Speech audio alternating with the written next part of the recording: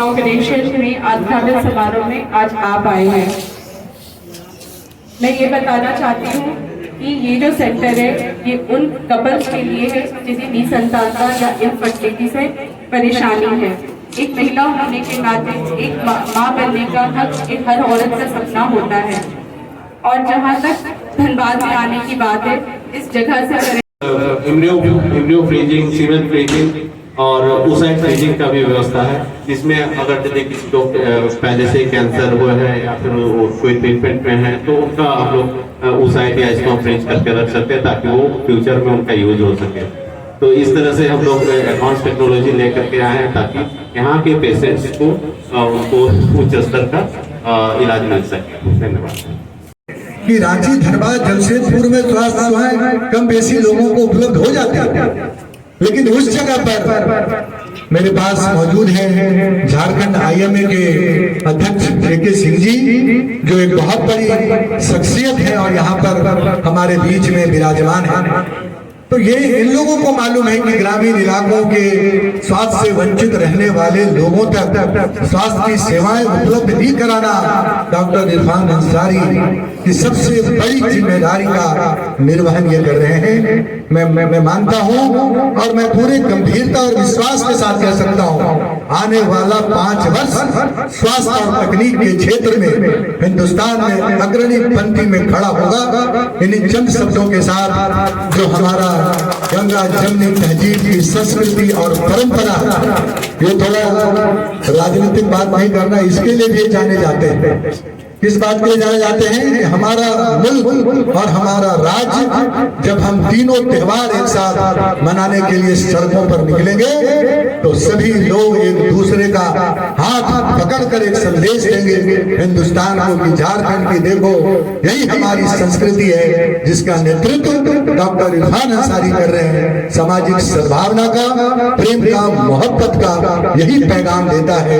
हर त्योहार खुशियों का और प्रेम का पैगाम देता है। इसलिए अंकुरम अस्पताल का मैं थोड़ा ब्रांड एम्बेसडर भी हूँ, जहाँ भी खुलते हैं जाता हो तो अंकुरम और एक बड़ी जिम्मेदारी का निर्वहन कर रहे हैं। और डॉक्टर साहब हमको बताया ये नहीं कि कोई साधारण गरीब घर का बच्चा आ गया या महिला आ गई तो उसके पास साधन सुविधा नहीं है, तो नहीं, वो नहीं, आप आए हैं तो ये मेरी जिम्मेदारी है। और आप जब इस बात को भेजेंगे भी आप अपने लोगों को तो आप देखेंगे कि ये है। तो इसलिए आपके आगे आप आगे बढ़े और हमारे रांची और छोटे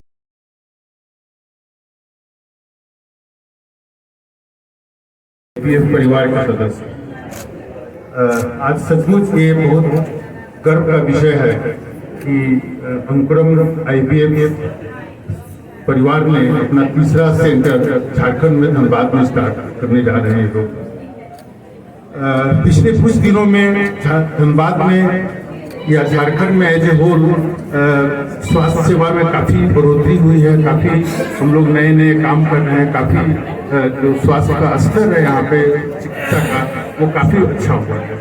और ये उस कड़ी में एक अध्याय जुड़ जाएगा जबकि अंकुरम आईपीएफ यहाँ पे काम करना शुरू कर देंगे अच्छे से।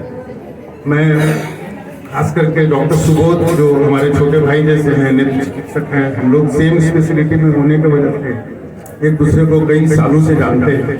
और मैं जानता हूं कि ये लोग काफ़ी मेहनती और काफ़ी सिंसियर है अपने काम में। और मुझे पूरा विश्वास है कि डॉक्टर रूही, डॉक्टर अप्सरा और उनकी पूरी टीम, डॉक्टर साहू, ये लोग बहुत अच्छा काम करेंगे। मैं अपनी शुभकामनाएं देता हूँ इनको। और जैसा कि हमारे state president doctor A K. Singh साहब ने कुछ बातों पर इशारा, यहाँ पर तो वो मौका नहीं है, लेकिन कुछ है तो इनसे हम लोग को मीटिंग करके बातें करनी है जो स्वास्थ्य सेवा में कैसे बढ़ोतरी हो राज्य में। राज्य अपने ऊंचे स्तर पर जो है स्वास्थ्य सेवा संबंधी में हम लोग की हमेशा कामना रही है और चाहते भी हैं, और हम इनका पूर्ण प्रयोग करेंगे। और उनसे भी उम्मीद है कि हम लोग को बहुत कुछ मिलेगा। काफी हम लोग को बहुत सालों से डिमांड है, जो माननीय स्वास्थ्य मंत्री लगता था कि इन्हीं के लिए हम लोग का डिमांड रुका हुआ है, आए हैं तो जरूर हो लगता है कि हम लोग के भाग्य से ही आप आए हैं हम लोग के बीच में, और उम्मीद है हम लोग कुछ से काफी कुछ कर गुजरेंगे। बहुत बहुत धन्यवाद।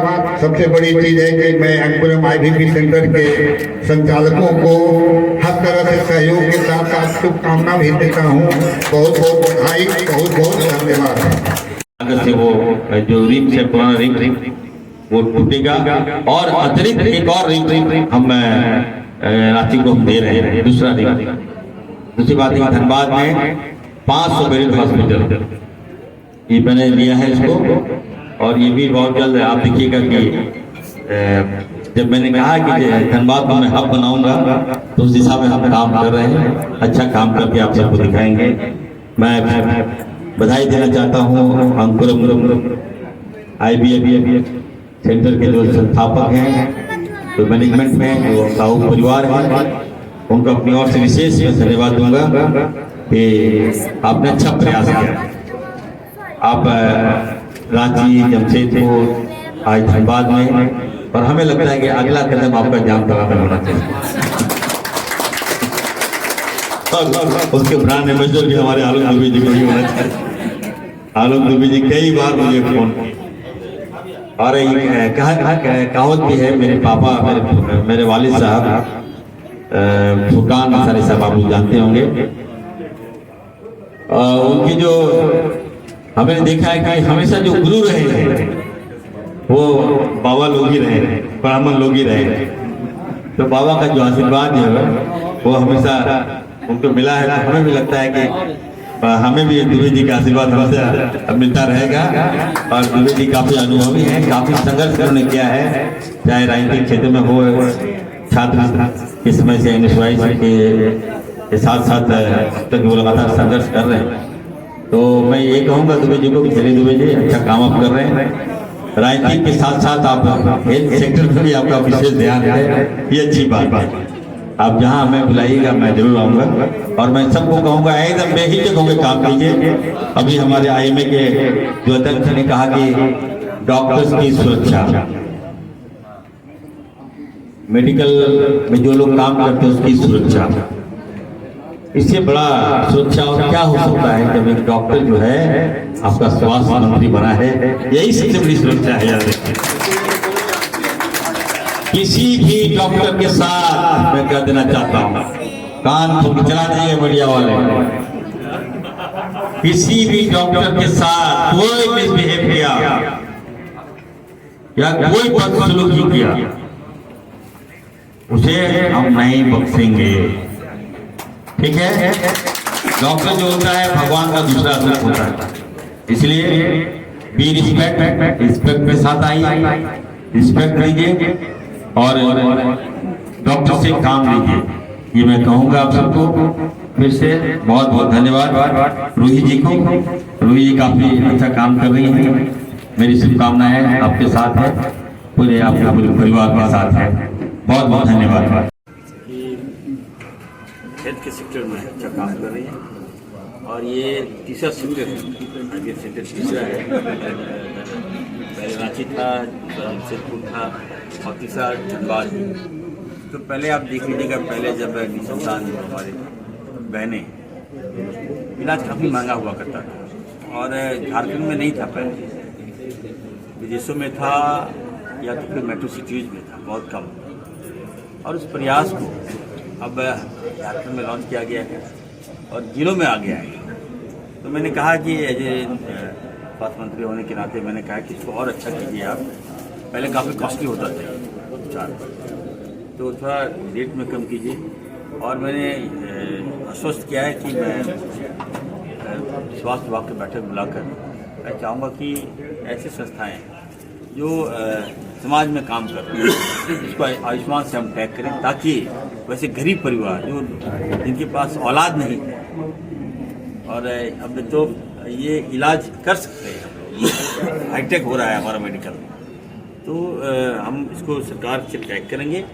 और एक उम्मीद की किरण है हमारे सरकार के लिए और हमारे लिए, वैसे जो बहनें जिनका औलाद नहीं होता है, वैसे कपल जिनका औलाद नहीं होता है, तो इसके एक प्रयास बेहतर हम दें उनको, तो इसको लेकर हम काम कर रहे हैं। उसी के तहत बाद हम आए और मैंने यकीन दिलाया कि आप अच्छा काम कीजिए, हम हर तरह का हम काम करेंगे। धनबाद में मेडिकल हब का बोल रहे थे, मेडिकल हब होगा यहाँ पे, डॉक्टर को सुरक्षा दिया जाएगा, उसको लेकर देखिए निश्चित तौर पर आपने अच्छा प्रश्न किया है।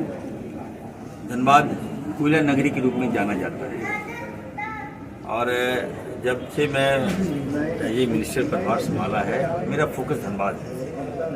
धनबाद जो है मेडिकल हब बने, इसको लेकर हम काम कर रहे हैं। इसके तहत ही मैंने एक अतिरिक्त मेडिकल कॉलेज किया, क्योंकि संथालपुरा का सारा लोड यही है।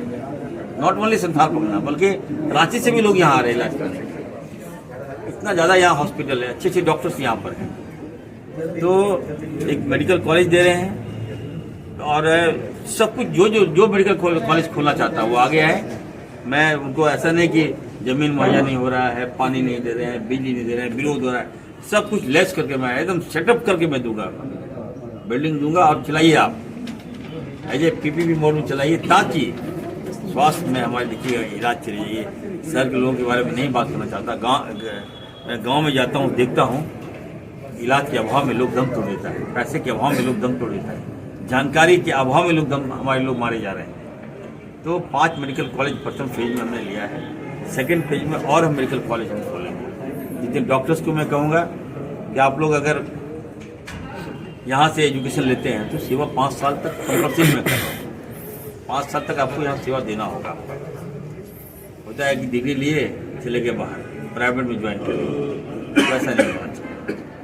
हम प्राइवेट के विरोधी नहीं हैं, लेकिन हम चाहते हैं कि सरकारी जो हॉस्पिटल हो अच्छा हो। AI सिस्टम हम लगा रहे हैं, सारा हाईटेक होगा। CT MRI हम कर रहे हैं। धनबाद को एक और 500 बेड हॉस्पिटल हम दे रहे हैं। तो एम्बुलेंस भी हम दे रहे हैं आपको। पहाड़ी एरिया में हमारा एम्बुलेंस नहीं जाता था, गाड़ी गया तो अब पेशेंट को लाए कैसे, हम हटिया पर कैसे लाएंगे पेशेंट, तो उसको देखते हुए बाइक एम्बुलेंस का सेटअप हम लॉन्च किए हैं। हमारे माननीय मुख्यमंत्री आदरणीय हेमंत सोरेन जी का जो सोच है कि कुछ ऐसा करो इरफान की तुम गांव से पेशेंट लाओ, तो बाइक एम्बुलेंस हमने लिया है। कब तक उम्मीद है सर बाइक एम्बुलेंस का? देखिए मेडिकल कुछ अभी तो बजट में मैंने लिया है, तो बहुत जल्द है। सुरक्षा, डॉक्टर की सुरक्षा में क्या कहेंगे? डॉक्टर की सुरक्षा जो, क्योंकि देखिए ये बात सही है कि डॉक्टर से सुरक्षा जरूरी है जी। डॉक्टर हैं, उनको जब तक आप एश्योर नहीं कीजिएगा कि आप सुरक्षित हैं, वो भाग जाएंगे यहाँ से। हम न केवल सुरक्षा, हम उसको हर सुविधाओं के साथ ला रहे हैं, लॉन्च कर रहे हैं। सैलरी भी दोगुना हम कर दे रहे हैं उसका, आइए और काम कीजिए। लेकिन कोई मिसबिहेव करेगा, डॉक्टर के साथ की बदसलूकी करेगा, उसको हम नहीं छोड़ेंगे। कुछ निजी अस्पताल ऐसे हैं सर जो मतलब मौत हो जाती है मरीज की, लेकिन वो बॉडी नहीं छोड़ते हैं, पैसा तो तब बॉडी छोड़ेंगे, तो ऐसे निजी अस्पतालों तो क्या कार्रवाई करेंगे आप? ये बहुत ही अच्छा प्रश्न किया आपने। शायद आपको जानकारी होगा कि जब से मैं मंत्री बना हूँ, मैंने पहला जो स्टेप लिया कि वैसे प्राइवेट हॉस्पिटल जो मरीज हमारा इलाज के क्रम में दम तोड़ दिया, तो उससे आप पैसा नहीं लेंगे। ये तो मैं पहले कर चुका हूँ। अगर कोई पैसा ले रहा है तो आप मुझे बताइए।